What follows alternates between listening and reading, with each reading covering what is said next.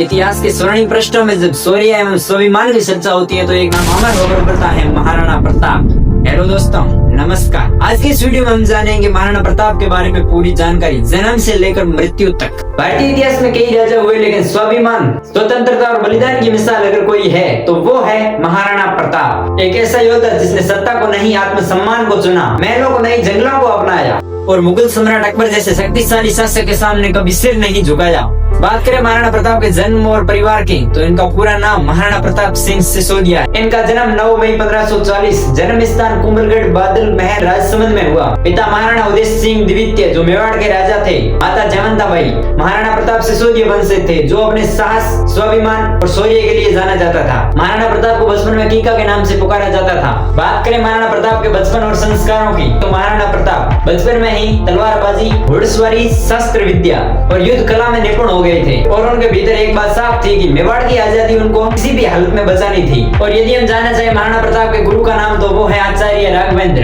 यदि हम जानना चाहे महाराणा प्रताप के भाइयों का नाम, तो वह है जगमाल सिंह, मीर शक्ति सिंह, मान कंवर, कुंवर विक्रमदेव, सागर सिंह। बात करें महाराणा प्रताप की शिक्षा और सैन्य कौशल की, तीरंदाजी और घुड़सवारी के साथ साथ वीरता, नेतृत्व, स्वाभिमान, धर्म, साहित्य और नीति शास्त्र पर केंद्रित थी, जिसने उन्हें एक महान राजा और न्यायप्रिय शासक बनाया जो अपने लोगों और मूल्यों के लिए दृढ़ अटूट संकल्प रखते थे, जिससे उनका जीवन आज भी प्रेरणा का स्रोत है। बचपन से ही उन्हें युद्ध कला में प्रशिक्षित किया गया, जिसमें घुड़सवारी, तलवारबाजी, तीरंदाजी और लाठी तथा भाला चलाना सिखाया गया। उन्हें एक मजबूत और निष्पक्ष शासक बनने के लिए तैयार किया गया, जिसमें सैन्य और रणनीतिक निर्णय लेने की क्षमता विकसित की गई। सांस्कृतिक और धार्मिक शिक्षा, उन्हें भारतीय संस्कृति, साहित्य और धार्मिक शास्त्रों का ज्ञान दिया गया, जिससे उनमें आध्यात्मिकता और न्याय की भावना विकसित हुई। नैतिक और चारित्रिक शिक्षा, उनके प्रशिक्षण में वीरता, स्वाभिमान, आत्मसम्मान, ईमानदारी और दृढ़ निश्चय जैसे मूल्य शामिल थे जो उनके जीवन में परिलक्षित हुए। उनके पास आचार्य राघवेंद्र जैसे गुरु और चक्रपाणी जैसे मित्र थे, जिन्होंने उनके व्यक्तित्व निर्माण में महत्वपूर्ण भूमिका निभाई। जीवन से प्राप्त शिक्षा जो उन्होंने सिखाई, अडिग स्वाभिमान, उन्होंने कभी अधीनता स्वीकार नहीं की, दृढ़ संकल्प, प्रतिकूल परिस्थितियों में भी हार न मानने और अपने लक्ष्य के लिए संघर्ष करते रहने का जज्बा। यदि बात करें महाराणा प्रताप के राष्ट्र और प्रजा के प्रति समर्पण की, तो महाराणा प्रताप ने अपनी मातृभूमि और प्रजा की रक्षा के लिए अपना जीवन समर्पित कर दिया। विपरीत परिस्थितियों में भी धैर्य और रणनीति के साथ समाधान खोजना महाराणा प्रताप की सबसे बड़ी विशेषता थी। यदि संक्षेप में जाने तो महाराणा प्रताप की शिक्षा केवल किताबों तक सीमित नहीं थी, बल्कि ये उन्हें एक सच्चा, साहसी, रणनीतिक और नैतिक शासक बनाने का एक समग्र प्रशिक्षण था। और उनके एक सगे भाई भी थे जिनका नाम है शक्ति सिंह, जबकि उनके पिता उदय सिंह द्वितीय की कई रानियां होने के कारण उनके कई सौतेले भाई भी थे, जिनका जिक्र मैंने पहले वीडियो में किया है। शक्ति सिंह ने हल्दीघाटी युद्ध में महाराणा प्रताप का साथ दिया था और प्रताप के सौतेले भाई जगमाल सिंह ने गद्दी के लिए महाराणा प्रताप के साथ प्रतिद्वंदिता भी की। महाराणा प्रताप के कई सौतेले भाइयों में से कुछ महाराणा प्रताप के साथ में थे और कुछ मुगलों के साथ में भी। महाराणा प्रताप का पहला विवाह लगभग 1557 ईस्वी के आसपास हुआ था, जो अजबदे पंवार के साथ हुआ।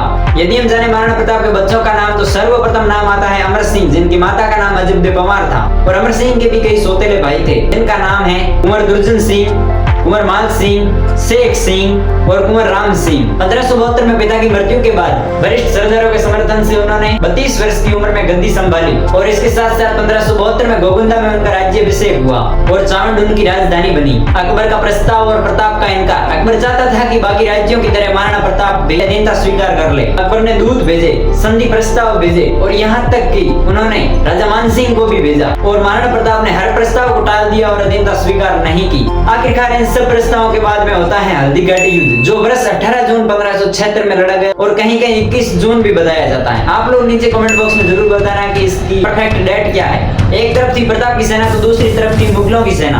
मुगलों की सेना में सिपाही की संख्या थी 80,000, इनकी तुलना में महाराणा प्रताप की सैनिकों की संख्या बहुत कम थी और वो थी 20,000। मुगल सेना के सेनापति का भार संभाल रहे थे मान सिंह। महाराणा प्रताप का घोड़ा चेतक युद्ध का सबसे बड़ा नायक बना। चेतक ने महाराणा प्रताप को घायल होने के बावजूद भी सुरक्षित स्थान चावंड तक पहुंचाया और वहां उन्होंने अपने प्राण त्याग दिए। चेतक की समाधि चावंड में स्थित है। युद्ध निर्णायक रहा और महाराणा प्रताप जीवित रहे और मुगलों को कभी पूरी जीत नहीं मिली।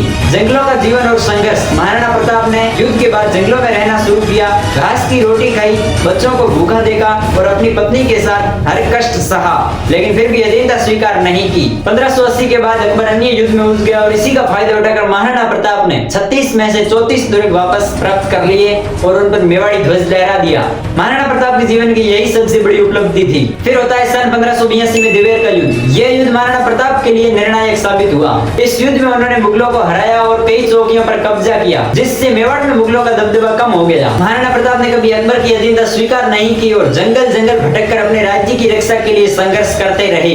यदि बात करें उनकी उपाधियों के बारे में, तो उन्होंने कभी राजा या महाराजा की उपाधि नहीं ली, बल्कि राणा और महाराणा की उपाधि धारण की, क्योंकि वो एकलिंग जी के सेवक थे। प्रतिरोध और अटूट साहस के प्रतीक माने जाते हैं। उनके शौर्य, त्याग और दृढ़ संकल्प ने शिवाजी महाराज और अन्य स्वतंत्रता सेनानियों को प्रेरित किया। महाराणा प्रताप ने सिखाया कि स्वतंत्रता सबसे ऊपर है, सम्मान समझौते से बड़ा है, हार तब होती है जब आत्मा झुक जाए, और मैं कभी मुगलों के सामने झुका नहीं, और इसीलिए उन्हें भारत का बच्चा बच्चा आज वीरता का प्रतीक मानता है। तो आखिरकार मेवाड़ी रत्न महाराणा प्रताप की मृत्यु 19 जनवरी 1597 को हो जाती है। उनकी मृत्यु के समय उनकी आयु 57 वर्ष थी। महाराणा प्रताप केवल एक राजा नहीं थे, वे स्वाभिमान, साहस और स्वतंत्रता की जीवंत मिसाल थे। जब तक भारत की धरती पर स्वाभिमान जीवित रहेगा, तब तक महाराणा प्रताप का नाम अमर रहेगा। सत सत नमन उस वीर को जिसने स्वतंत्रता के लिए जीवन भर संघर्ष किया। अगर आपको महाराणा प्रताप की ये कहानी प्रेरणादायक लगी हो तो वीडियो को लाइक करके, चैनल को सब्सक्राइब करके बेल आइकन प्रेस कर ले, ताकि और मजेदार वीडियो जो है वो आप लोगों को मिलती रहे। तब तक के लिए जय हिंद, जय भारत, वंदे मातरम।